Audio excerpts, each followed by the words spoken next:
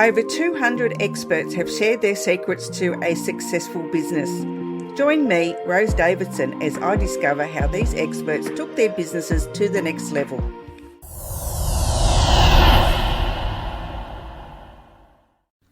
Talking with the experts. Welcome to Talking with the Experts. Talking about all things business by business owners for business owners. Welcome to episode 245 with Alper Cakir.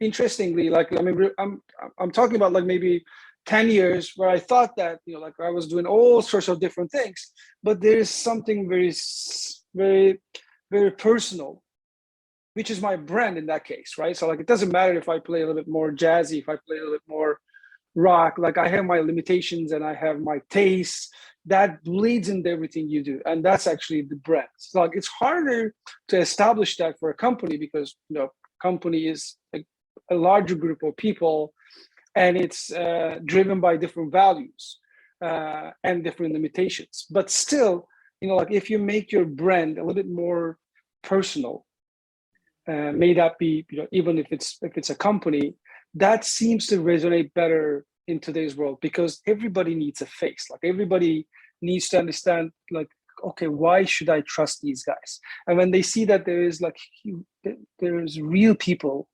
behind brands, when they see that those people are actually going sometimes through similar issues.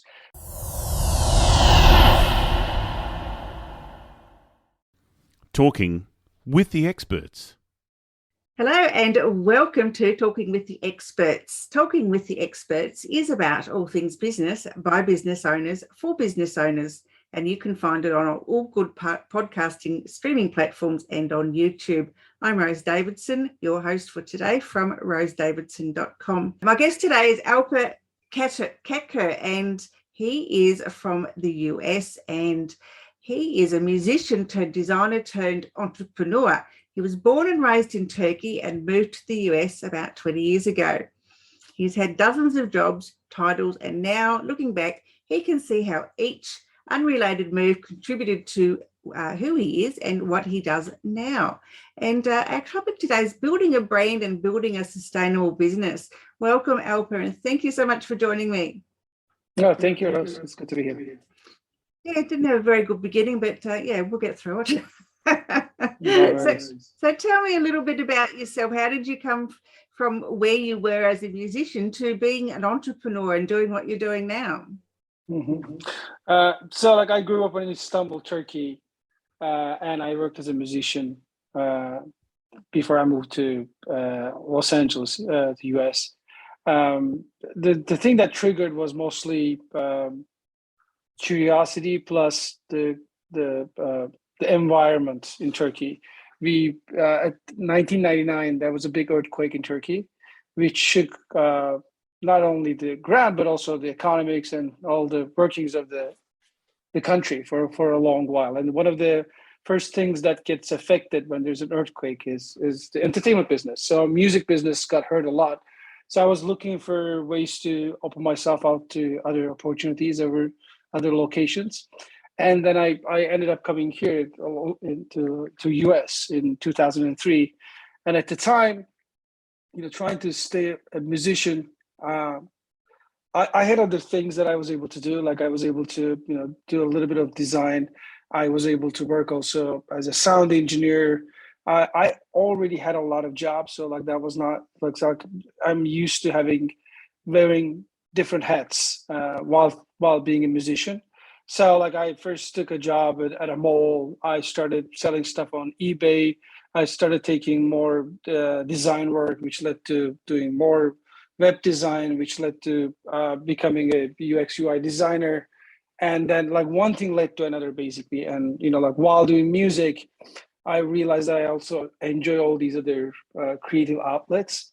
And in 2009, with my wife, my girlfriend at the time, we started the agency for UX and UI work for startups. This was very interesting times because we were helping people with ideas to bring those ideas to life. So like we were not only seeing what businesses think, and we were also seeing like why some people are able to take an idea and bring it to life where others could not. Like these are all like smart people, they had resources, and some ideas basically did not have any market for them.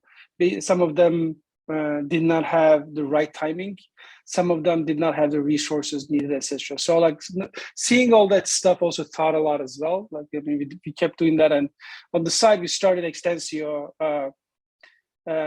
our current company, as a side project inside the agency, and that took a life on its own. And with all the learnings, not only from the agency years but also throughout my life, I was able to turn it into a sustainable business so far.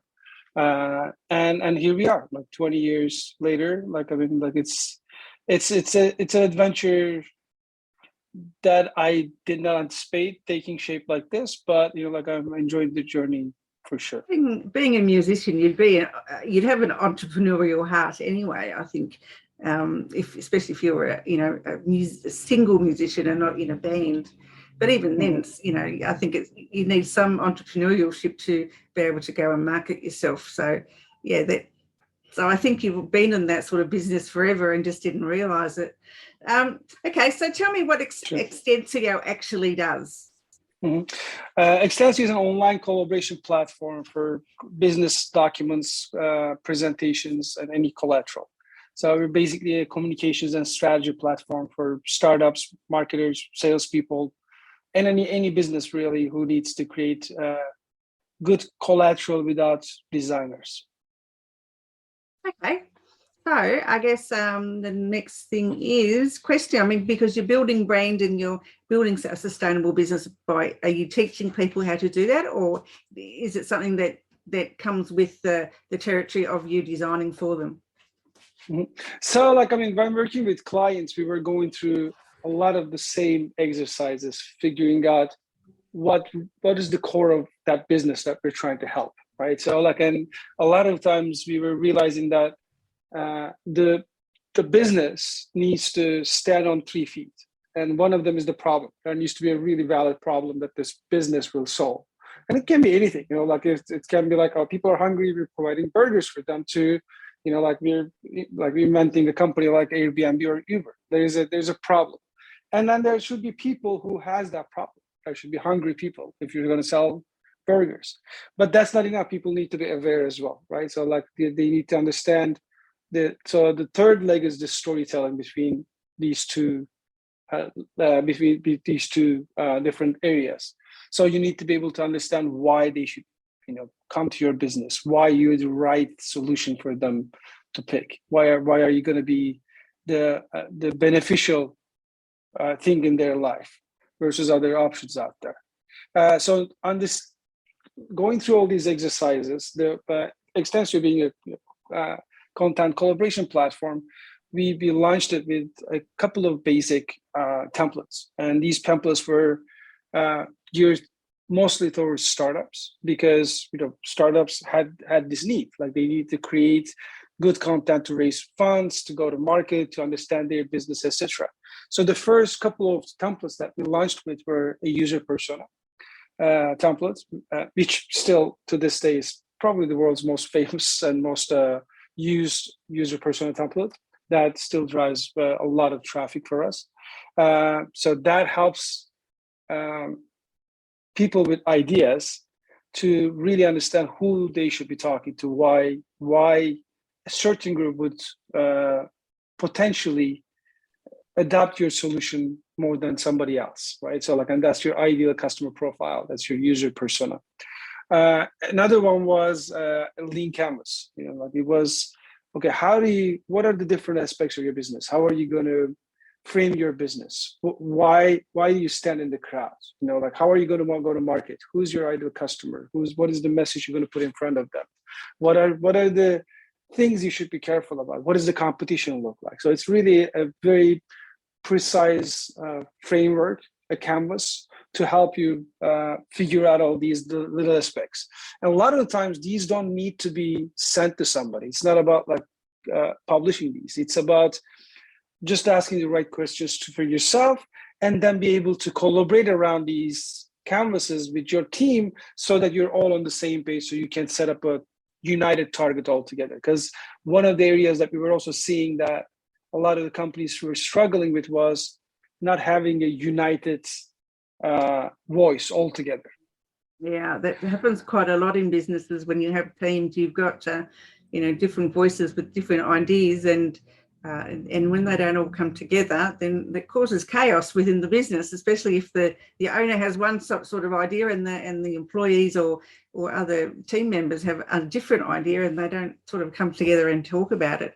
Now, branding, I know branding and brand are two different things, but what makes a good brand? What are the essences of a good brand?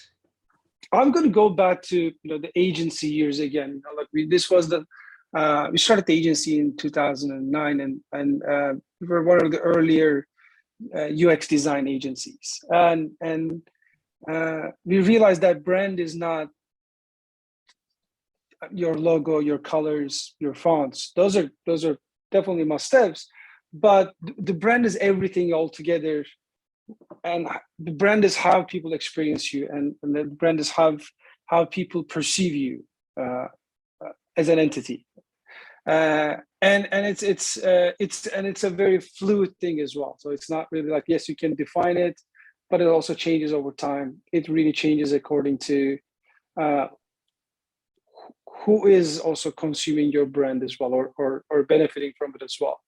But I try to see the brand focusing mostly on the user experience. And what that means is, like if it's a fabric, it's from how it feels to how it looks to how it's been manufactured to how long it lasts, everything combined. Like that experience is not an instant or it's not a fraction of time. It's not a moment. It's actually a longer phase. It's the lifetime of anybody's experience. Like, to give you an idea, let's take some brands. Mercedes is Mercedes because you start seeing it as a child, and like maybe like some people buy their first Mercedes when they retire.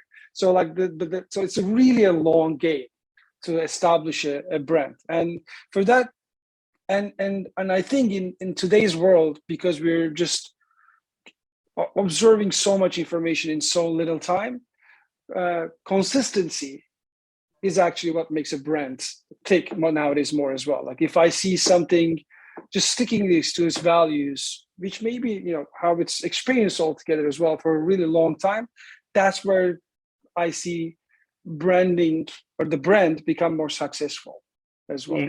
Yeah. Branding is more to do with the marketing and how you actually market yourself or your business.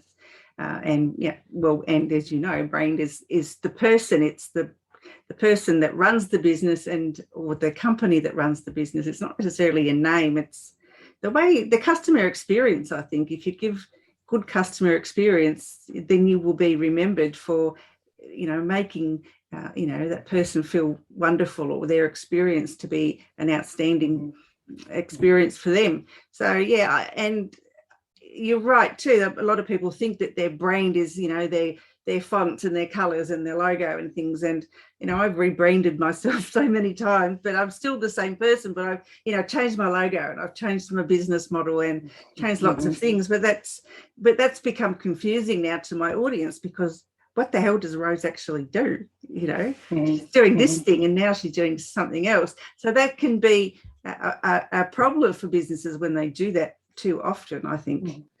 Well, as a musician, actually, that's an interesting point. As a musician, like when I was studying guitar, I remember, I always felt like, I'm trying to exceed my own expectations. So like, I'm always saying, I'm going to play a little bit faster. Nowadays, I want to be more of a blues player. And nowadays, I'm into more jazz. And 2 years later, these rock guitar and these sounds are really interesting. And I'm always trying to be a little bit different and surprise myself to some extent. And, these were the times where I was doing a lot of recordings for various artists or bands or in the studio. And now, when I look back, I actually am able to see something common among all those as well. Interestingly, like I mean, I'm talking about like maybe 10 years where I thought that, you know, like I was doing all sorts of different things, but there is something very, very personal, which is my brand in that case, right? So like, it doesn't matter if I play a little bit more jazzy, if I play a little bit more rock, like I have my limitations and I have my tastes that bleeds into everything you do. And that's actually the brand. So like, it's harder to establish that for a company because, you know, company is a larger group of people, and it's driven by different values and different limitations. But still, you know, like if you make your brand a little bit more personal, may that be, you know, even if it's a company, that seems to resonate better in today's world because everybody needs a face. Like everybody needs to understand, like, okay, why should I trust these guys? And when they see that there's real people behind brands, when they see that those people are actually going sometimes through similar issues, one, they have more tolerance for your brand. Two, they're more likely to actually echo what you are giving them to other people. And there's nothing more valuable and more powerful than that referral power. Yeah, I'm a great believer in, you know, authenticity in all things, and, you know, transparency and all those sorts of things. Yes, of course, I tell the occasional white lie, but, you know, really, who doesn't tell a white lie now and again? But to my clients or customers, I'm always, you know, true to who I am and my values. And I know that a lot of business owners don't necessarily take on that role. You know, they have one face for business and one face for personal, and, you know, the two don't come together. And, you know, people say that personal is business anyway, because if people don't get to know you, they're not going to be able to trust you. And, you know, people buy from people, they don't buy from a name, you know. I mean, if you go to an Apple store, you will find a customer service person there that you like and that you resonate with and that you get on with, and you'll probably go to that person time and time and time again because they encompass what you believe in. It might not be that it's because it's necessarily an Apple product. I think, to me, it's more of the personal experience that I've gotten from that particular service representative. And also, I think, like, even the people, to that customer support representative in the store, they're actually a continuum of an idea from the very top. So, like, everybody, you know, like anybody who works for Apple would associate with that, you know, like, oh, we want to do better, we want to exceed the expectations, we want to be innovative, you know, like we want to be the cutting edge. So that mentality, it doesn't matter what role you have in that company, is coming from the DNA of that company. So, like, as the leaders of a company, our responsibility is to be that example. You know, like we are, for example, like, and we are always trying to, you know, there's the culture. The company culture is a major part of your brand. You know, if you build the right culture, that bleeds into everything that's being done in the company, and then that transfers to people's understanding of you as a company as well. In our case, we are driven by curiosity. We're driven by but also, like, we're driven by honesty. We're driven by fairness. We're driven by all the values. Maybe, like, not. We want to be on the right side. You know, we want to be also like we on the curious side. We want to be on the ambitious side for knowledge, and we want to be on the evolving sides of things. And that, I think, in my case, and we're a small company, I think that transfers into everything we do, all the decision making we have, and all the people that work with us. May that even be a contractor or a short term person who's working with us, like that. Like they know that, like, we're going to try to do things because they match those values. Yeah, absolutely. I mean, I won't go to a business if I can't resonate with what the company value is and with someone that's serving me, because I think, well, there's no point, because it's not a pleasant experience for me, and a lot of times it's not a pleasant experience for the person who's serving you, because you know, you could be rude, or you just, there's something that just doesn't gel. So I guess we've, you know, covered the importance of brand but how can we build that into our businesses to make them more sustainable? I think we touched upon a couple of things. One, I think you need to understand as a business why you're doing the things that you do. So like if you're able to define, for example, for me, like I want to be able to reach a lot of people versus making a lot of money. I'd like to make money, don't get me wrong. But, like I also want to have a mark, right? So like I have this agenda that also drives everything that I'm doing. I want to make sure that I'm also, supporting people who are not able to maybe access similar tools in other places. I mean, for that, for example, we try to support a lot of nonprofits. We try to support schools, etc., through our platform. So why, like defining why you do things helps define your brand better as well. Two, again, like your character. Like, I mean, if you're a lot of times like yourself, small companies are basically the owner, basically the founder is the brand. So like being open about it definitely is easier than trying to be, a pie in the sky and try to be something that you're not. And like it breaks at some point, right? So like, I mean, if you're true to yourself and if you're a little bit more vulnerable in the way that you put it out there, that I think builds a little bit more stronger brand as well. And I think a lot of times we build good brands or powerful brands by not binding ourselves with the wrong people and wrong ideas. A lot of times, for example, I see a lot of startups, for example, raise money from investment firms, and in some cases or most cases, it's all about money, right? So like you're saying, you give me $1 million, I'm going to make it $2 million next year. Now you made a promise. Your business made a promise. Like, so it doesn't matter what your values are. If you want to stay alive as a business, you're going to fulfill those promises. So you basically started compromising.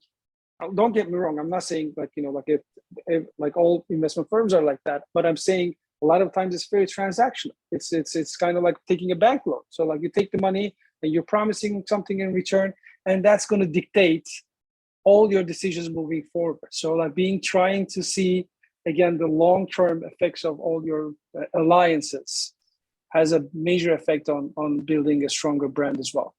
In Extensio, I mentioned a couple of the templates, from brand positioning canvas, lean canvas, SWOT analysis, TOES matrix. There are so many proven canvases that you can, and a lot of times, like don't maybe even spend a week working on them. Just look at them and try to honestly answer to yourself all the boxes and say, okay, like who is my real competition here? Like, or who, like, why am I the right person to do this? Why is this company going to last 10, 15, 20, 50 years? Like, and is it worth it? Is the market big enough for this? Like, I mean, like, do people need me, or is it already crowded? How am I going to differentiate myself? So like trying to answer all these questions and being able to have alliances that fortifies that understanding definitely helps in the long run build a better sustaining brand. Yeah, I've found a lot of times that a business owner is their own worst enemy, or the worst competition that they can have, because they're chopping and changing, and they're not they don't stay true to themselves, and as I said previously, they have a face for business and a face for personal. And people, sometimes your best friends could become your clients, but if you don't have the same face on all the time, they're not going to know who you are, not really deep down. Absolutely. Well, like I know a lot of people with good poker faces. I know a lot of people who are able to, differentiate it. It's really about your personality as well. It's, some people are able to do that and have a good night's sleep. One of the things that I really don't, one of the sayings that I really don't like is, don't hate the player, hate the game. So like that, they say that a lot in States. I don't believe in that. I mean, the players make the game. So like it's up to us to define what kind of a game we're going to play. And in this case, like I've never been a good I have never been good at dividing, life and business. I really see them very interconnected, interlinked. So for me, like I mean, I can't do it. I'm not working at a bank. I'm not just getting out and like forgetting about all the customers and clients at 5:30. Life goes on. Like I'm like, look, this is like 9 p.m. in Los Angeles, and we're on this call. These are not things you do at a regular job. So like I can't say, like I was just watching a TV show like before this call. So like I cannot put on masks and take off masks all the time. I have to be myself. That's the only way I'm able to achieve moving forwards. Totally agree with you. I can't do it either. I think it's absolutely pointless exercise, and it's exhausting. It is. You can never remember which mask you're supposed to have on for this person, or situation. So yeah, I totally agree with you. Alper, have you written any books, or do you have a podcast that you'd like to talk to us about? I mean, my sister's got a new podcast. I'm listening to it a lot nowadays. But I mean, that's in Turkish. That's not going to be very helpful for your listeners. But like I'm listening to all the, I follow Sastre a lot. So those guys acting are generally good. One of the people that I find a lot of inspiration from is Seth Godin. So anything that he puts out is really worth checking out as well. Yeah, absolutely. Yeah. As for books, it really changes. But, like nowadays, and maybe you can see them over there as well. Like I'm looking into flat organizations, and I'm trying to figure out like how to empower people within my organization more and give them more flexibility and ownership in everything that they're doing. Flat organizations, they're my favorite. I love them so much. I think they're so, they work so much better, I think, than the hierarchical one. When they work, but if they don't, it's a disaster. So well, it can be. You got to figure out. Alper, have you got any tips, hints, whatever that you'd like to share with our audience today? You know what? I think I think it's less about tips. It's more about strategy. Mm-hmm. So it's really about I would say play the long game. Like that seems to be, and I think we've touched upon that a lot. Like be true to yourself and just follow who you are and be open to where life takes you instead of like trying to really dictate it. Because one of the things that I learned in my journey so far is, I was growing up in Istanbul, and like all of a sudden I was introduced to rock music. I was introduced to bands like Pink Floyd and Dire Straits. And I thought that I would be the guitar player and I wanted to be like those guys, like growing up. But a lot of the things that is available now did not exist. We didn't have computers, no cell phones, no entrepreneurship. I didn't, even your dreams are bound to everything you're exposed to. And there's a good chance you're going to be exposed to different things in the future. So instead of really trying to dictate life, it makes sense to be open and I'm going back to something I said earlier. Beyond everything you've done on a daily basis, there's something at your core that really doesn't change or changes very, very slowly. And over time, if you play the long game, if you strategize for the long term instead of like daily wins, there is a pattern that emerges through life, maybe in a couple of decades, but it does.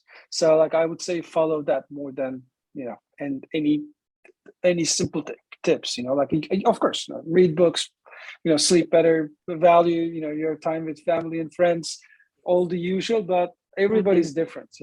Absolutely, yes. Well, thank you. I've enjoyed our conversation. It was quite enlightening, actually. Thank you very much. I enjoyed it too. I will talk to you again very soon. Thank you so much for joining me today. All right. Thank you very much. It's been a pleasure. Thanks for joining me on Talking with the Experts. Make sure you subscribe through your favourite podcast app or on YouTube, and check out my Patreon page for more value for you, or you can buy me a coffee. My name's Rose Davidson from rosedavidson.com. I look forward to your company next time when I'm talking with the experts.